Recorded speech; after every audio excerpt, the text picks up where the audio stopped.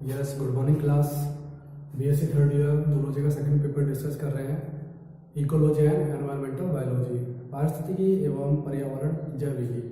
और इस क्लास में हम बात करेंगे पारिस्थितिकी पिरामिड्स के ऊपर। पारिस्थितिकी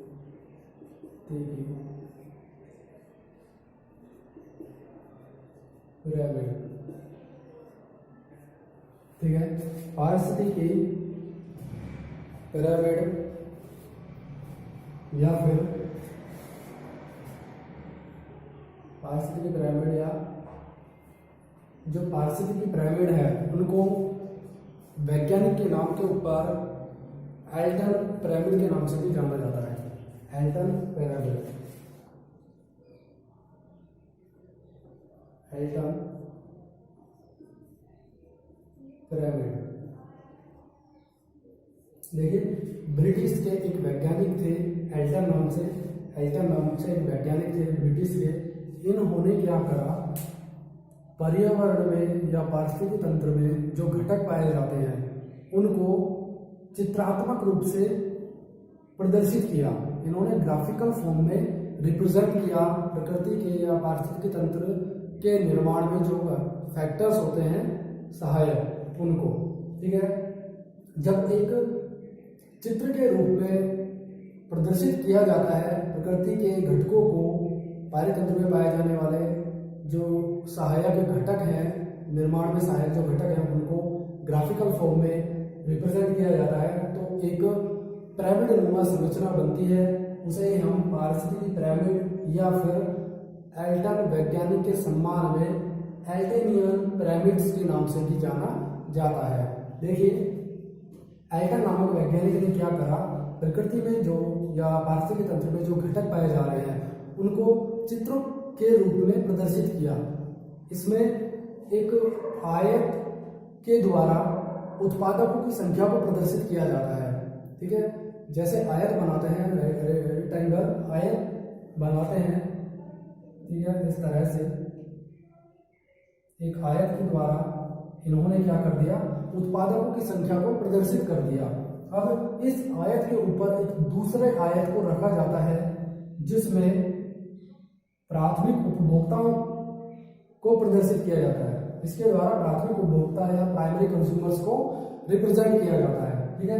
इसके ऊपर एक और आयत को रखा जाता है जिसके द्वारा प्रदर्शित किया जाता है प्रत्येक उपभोक्ताओं को या टर्सरी प्रोड्यूसर्स, टर्सरी कंज्यूमर्स को, ठीक है। इसके ऊपर फोर्थ है तो फोर्थ या फिर लास्ट में जो अपघटक होते हैं, डिकम्पोजर्स होते हैं, उनको प्रदर्शित किया जाता है, ठीक है।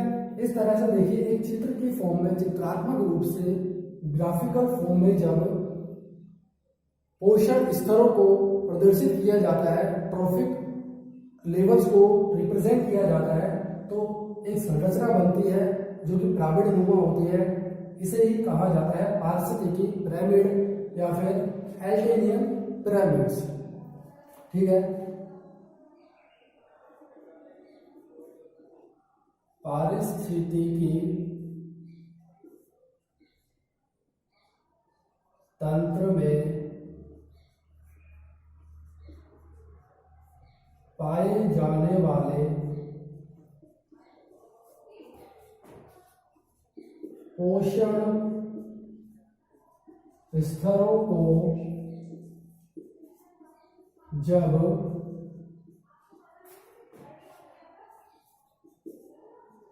चित्रात्मक रूप में प्रदर्शित किया जाता है तो पिरामिड नुमा आकृति प्राप्त होती है।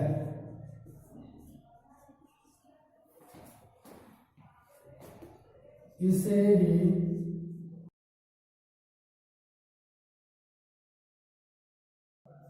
पारिस्थितिकी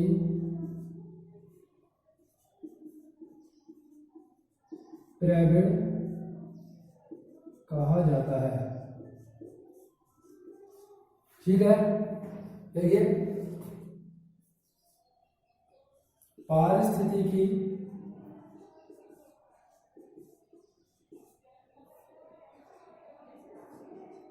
पिरामिड के आधार को पारिस्थितिकी पिरामिड के आधार को उत्पादक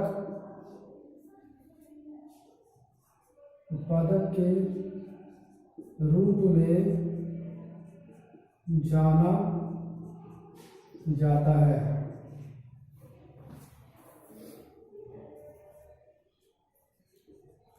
इसके ऊपर उत्तरोत्तर क्रम में प्राथमिक उपभोक्ता, द्वितीयक,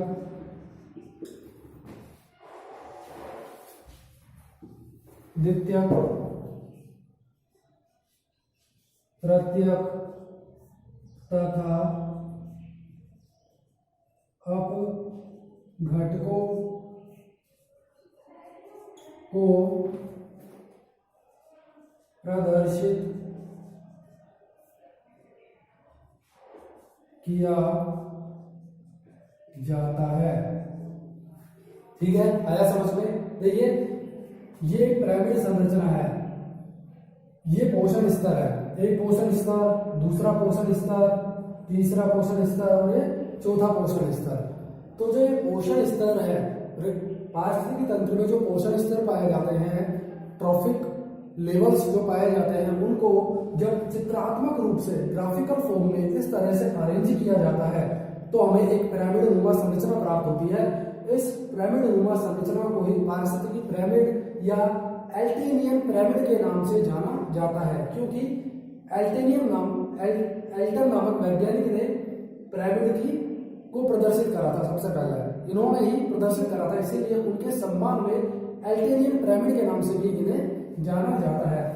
और जो पिरामिड है, इसका जो आधार होता है, बेस होता है, ये हमेशा उत्पादक को प्रदर्शित करता है, उत्पादक या प्रोड्यूसर। ठीक है, अब इसके उत्तरोत्तर क्रम में जैसे जैसे हम आगे बढ़ते हैं वैसे वैसे प्राथमिक उपभोक्ता आएगा, तो ये प्राथमिक उपभोक्ता। ठीक है, यहाँ पर प्राथमिक उपभोक्ता ये वाला, इसके ऊपर द्वितीयक आ जाएगा, फिर और ऊपर चलेंगे तृतीयक और लास्ट में अपघटक। ठीक है, इस तरह से जो संरचना बन रही है उसे हम एल्टन पिरामिड या पारिस्थितिकी पिरामिड के नाम से प्रदर्शित करते हैं। ठीक है, इसको देखिए, इस तरह से हमें दिखाई दे रहा है, इस तरह से एक शंकुनुमा संरचना बनती है, त्रिकोणनुमा। इसको इस तरह से भी हम बना सकते हैं, इस तरह से। इसमें ये हमने क्लासिफाई कर दिया। त्रिकोणनुमा जो है संरचना बनी है, इसे पारिस्थितिकी पिरामिड कहा जाता है। इसका जो आधार होता है, बेस होता है, हमेशा उत्पादक होगा। इसके उत्तरोत्तर क्रम में प्राथमिक, द्वितीयक, तृतीयक उपभोक्ता और लास्ट में कंज्यूम डिकम्पोजर से अपघटक होते हैं। ठीक है, एक बात और मैं आपको यहाँ पर बता देता हूँ, ये जो खाद्य श्रृंखला होती है, जिसमें स्टार्टिंग होती है उत्पादकों से, प्रोडक्ट से, ठीक है, प्रोड्यूसर से, फिर द्वितीयक उपभोक्ता, तृतीयक उपभोक्ता आता है, ऐसे लास्ट में। तो जैसे जैसे एनर्जी का फ्लो हो रहा है एक ही डायरेक्शन में, एक स्तर से दूसरे स्तर में जो ऊर्जा पहुंच रही है, उस ऊर्जा की मात्रा क्या है, कम होती जा रही है। इसीलिए जो खाद्य श्रृंखला होती है उसमें जो पोषण स्तर होते हैं वो ज्यादा से ज्यादा 3 या 4 तक ही पाए जाते हैं।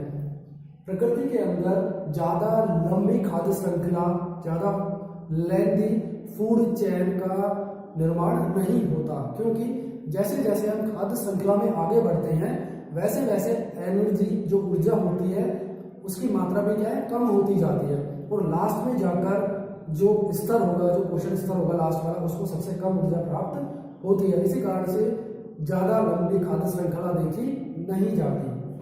वापस से आ जाते हैं अपने टॉपिक पर, पारिस्थितिकी पिरामिड के ऊपर। ये पारिस्थितिकी पिरामिड है। अब देखिए जो पारिस्थितिकी पिरामिड है इनको 3 भागों में हम वर्गीकृत कर सकते हैं।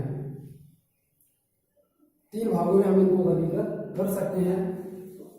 देखिए किस तरह से इसको बांटा गया है एल्टन के द्वारा।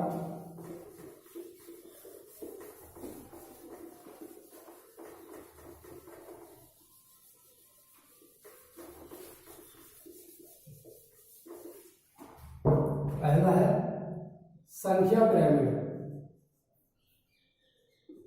संख्या पिरामिड, ठीक है।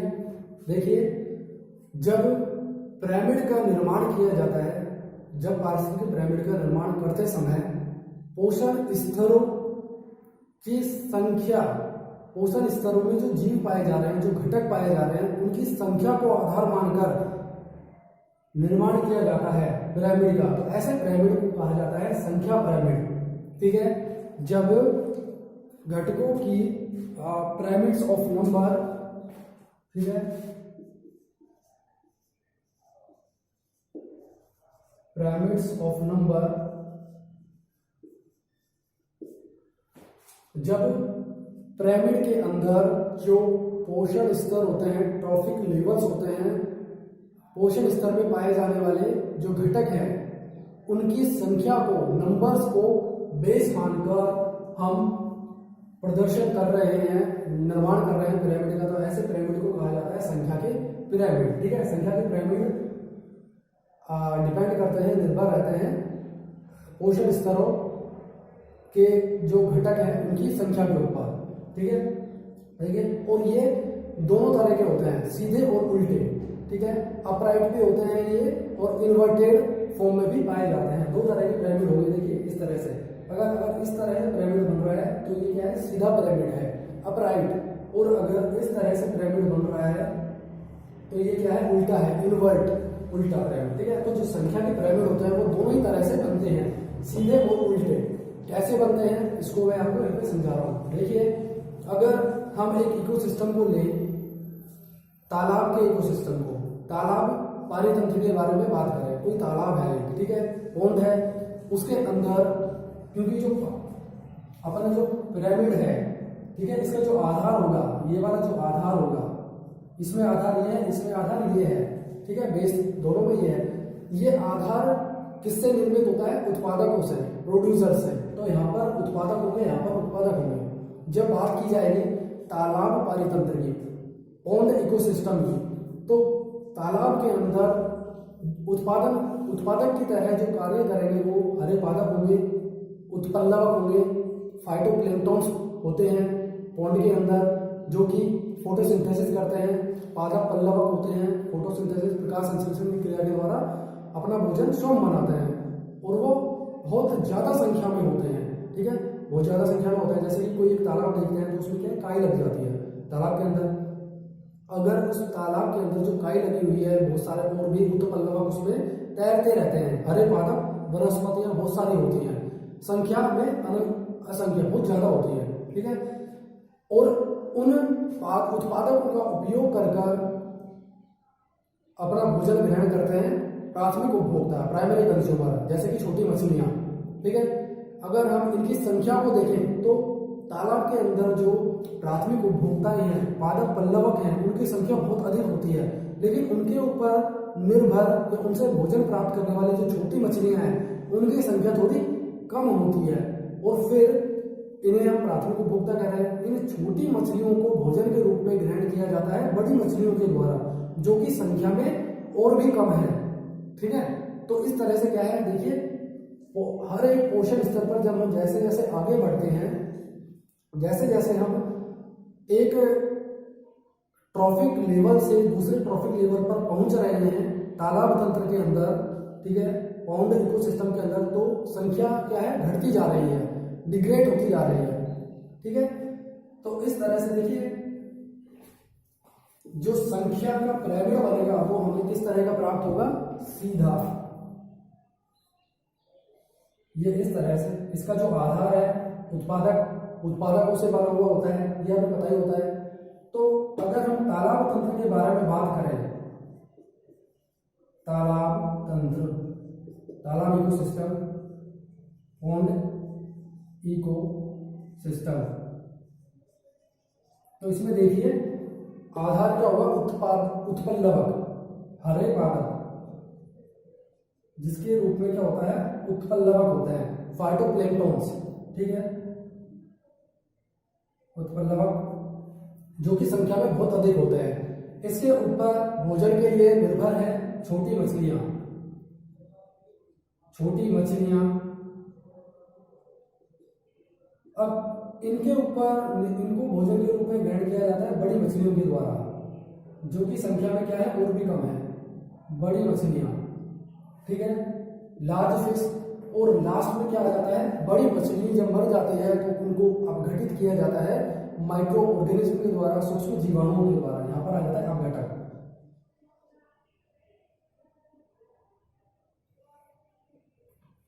ठीक है। अपघटक की अगर बात ना करें हम यहाँ पर एक बार, बड़ी मछलियां हैं, बड़ी मछलियों को भी भोजन के रूप में ग्रहण किया जाता है और बड़ी मछलियों के द्वारा, ठीक है। तो इस तरह से देखिए हमें यहाँ पे क्या मिल रहा है,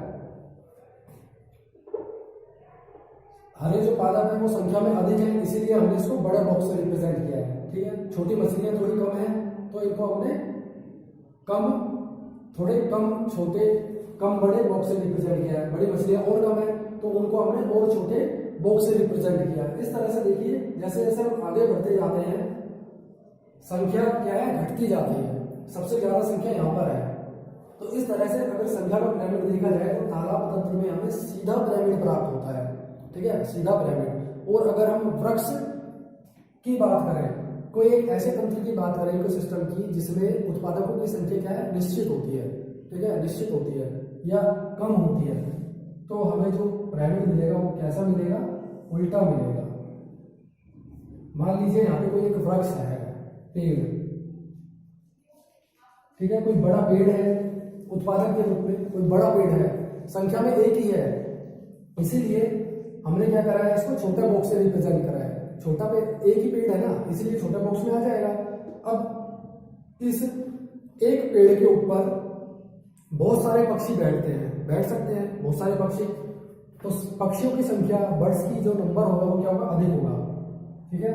इसको हम थोड़े बड़े बॉक्स में रिप्रेजेंट करेंगे, तो यहाँ पर क्या आ जाएंगे, प्राइमरी कंज्यूमर, प्राथमिक उपभोक्ता, अपना भोजन ग्रहण कर रहे हैं ना, एक पक्षी, जो ये बहुत सारे पक्षी हैं अपना भोजन ग्रहण कर रहे हैं एक आम के पेड़ से, ठीक है, एक आम के पेड़ से, पेड़ तो एक ही है, उस एक पेड़ से बहुत सारे पक्षी अपना भोजन ग्रहण कर रहे हैं। पक्षियों की हमें यहाँ पर देखना है केवल संख्या को, नंबर डिपेंड कर रहा है हमारे लिए, ठीक है, संख्या अधिक है।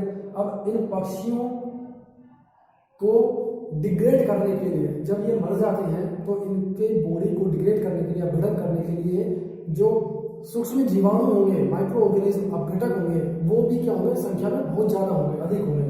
तो यहाँ पर जो अपघटक आएगा वो संख्या में क्या होगा, बहुत ज्यादा होगा।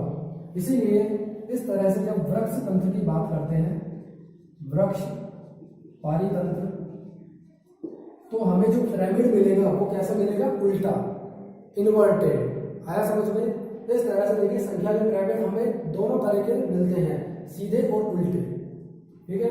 ऊर्जा का प्रवाह हमेशा एक ही तरफ होगा, उत्पादकों से उपभोक्ताओं की तरफ। आया समझ में? फर्स्ट टाइप हो गया संख्या का पिरामिड। दूसरी बात करते हैं जैव भार पिरामिड, जैव भार पिरामिड। दूसरा है जैव भार पिरामिड।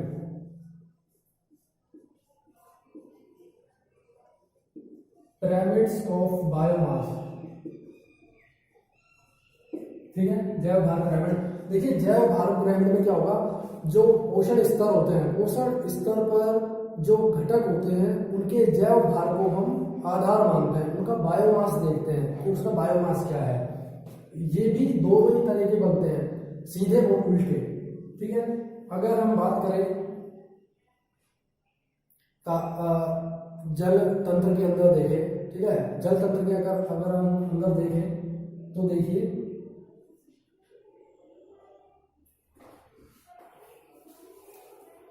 जल तंत्र के अंदर अगर हम देख रहे हैं, कोई एक तालाब है, तालाब के अंदर एक बड़ी मछली है, ठीक है, एक बड़ी मछली है, बड़ी मछली है, संख्या में एक होती है,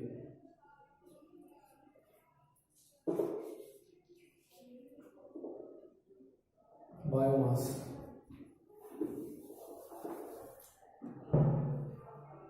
इस तरह से, ठीक है। देखिए एक ट्री है, यहाँ पर क्या है, वृक्ष है, उत्पादक वृक्ष, ठीक है, वृक्ष है।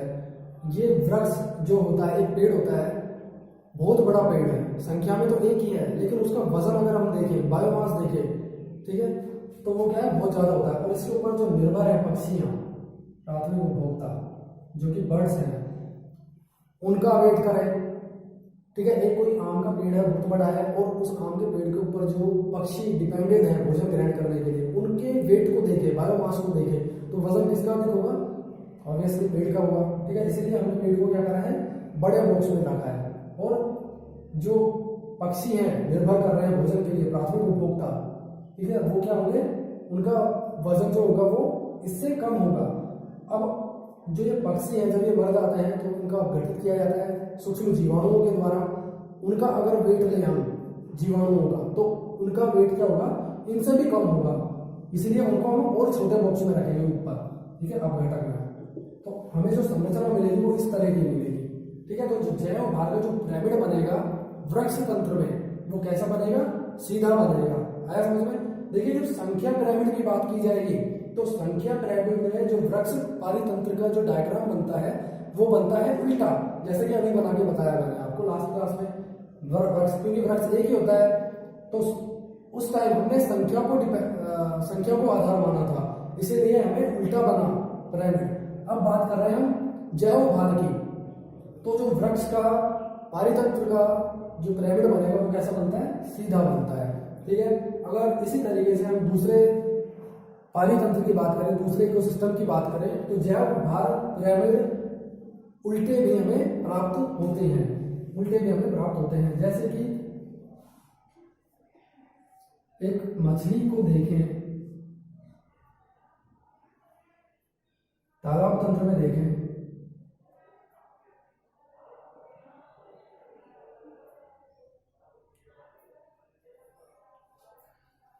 वृक्ष देखिए, मान लीजिए कोई खेत है, ठीक है। अगर खेत पारितंत्र की बात कर रहे हैं, कोई फील्ड है, खेत है, तो खेत में जो फसलें उगती हैं उनके ऊपर निर्भर है, भोजन के रूप में ग्रहण करती है शाकाहारी जीव गाय, गाय को ले लेते हैं, ठीक है। यहाँ पर कोई काव है, गाय काव, और यहाँ पर फसल है, ठीक है। अगर फसल का जैव भार देखें, वेट करें और काऊ का वेट करें, तो वेट किसका ज्यादा होगा, काऊ का, ठीक है। और काऊ को भोजन के रूप में ग्रहण किया जाता है दूसरे जीवों के द्वारा, बड़े शेर के द्वारा, ठीक है, शेर के द्वारा। तो जो शेर का वजन होगा वो इससे भी ज्यादा होगा, इस तरह से। तो हमें यहाँ पे जो जैव भार के आधार पर जो पिरामिड मिलेगा वो कैसा मिलेगा, उल्टा मिलेगा। यहाँ पर तो सीधा मिल रहा था, यहाँ पर उल्टा मिल रहा था, ठीक है। इसी तरीके से एक तीसरा जो टाइप है जैव भार का, वो है ऊर्जा जैव भार, ऊर्जा पिरामिड, ऊर्जा पिरामिड।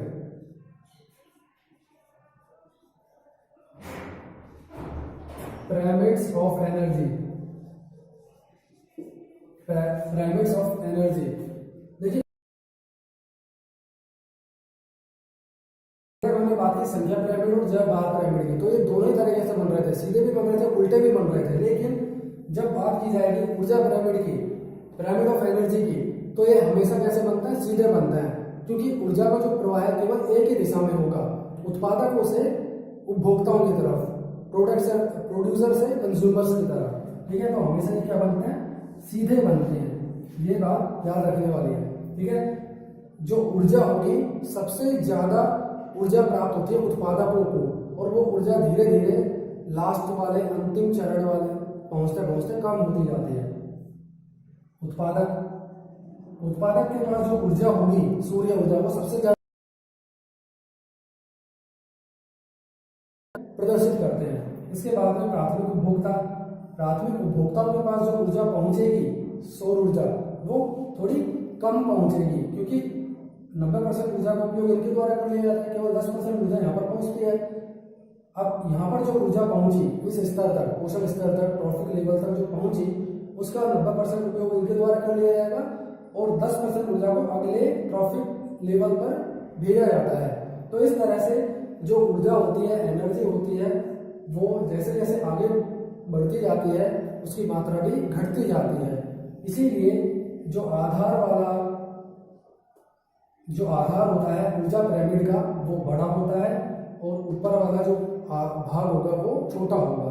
और इस तरह से जो संरचना हमें मिलेगी ऊर्जा पिरामिडों की, वो कैसी होगी? सदैव हमेशा सीधी होगी।